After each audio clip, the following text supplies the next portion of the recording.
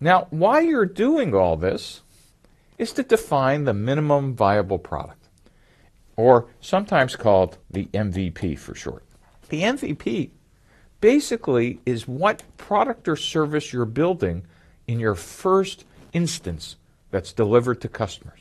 And the MVP is not an alpha or beta. This is a big idea.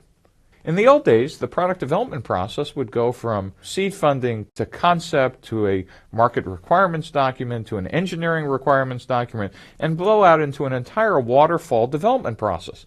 And part of those steps were alpha test, beta test, and first customer ship. And you'd be shipping and telling customers, here's a buggy, unfinished product. Why don't you test it for me? And then you'd always argue with sales about whether you should charge for it or not.